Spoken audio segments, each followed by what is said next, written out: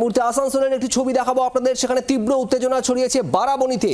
বিজেপির পক্ষ থেকে ইটাপাড়া কলিয়ারিতে ডেপুটেশন দেওয়াকে কেন্দ্র করে তুমুল উত্তেজনা। যে ছবি আপনারা এই মুহূর্তে দেখছেন আসানসোলের বারাবণীর এই ছবি। তৃণমূল কংগ্রেসের পক্ষ থেকে বিজেপির পথ আটকানো হয় আর তারপর পথ আটকে চরম বিক্ষোভ দেখানো হয়। উত্তেজনা সামাল দিতে রীতিমতো হিমশিম খেতে হচ্ছে বারাবণী থানার পুলিশকে। এক্সক্লুসিভ ছবি এই মুহূর্তে আপনারা দেখছেন। জি 24 ঘন্টায় আসানসোলে বারাবণীর ছবি। একদিকে বিজেপি কর্মী সমর্থকরা আর অন্যদিকে রয়েছে তৃণমূল কংগ্রেসের কর্মী সমর্থকরা। বারাবণীতে ইটাপাড়া কলিয়ারি, এখানেই ডেপুটেশন দিতে যায় বিজেপির কর্মী সমর্থকরা আর সেখানে তাদের পথ আটকায় তৃণমূল। বাসুদেব চট্টোপাধ্যায় আমাদের প্রতিনিধি রয়েছেন সেখান থেকে। বাসুদেব, ঠিক কি পরিস্থিতি, কি হয়েছে এখন?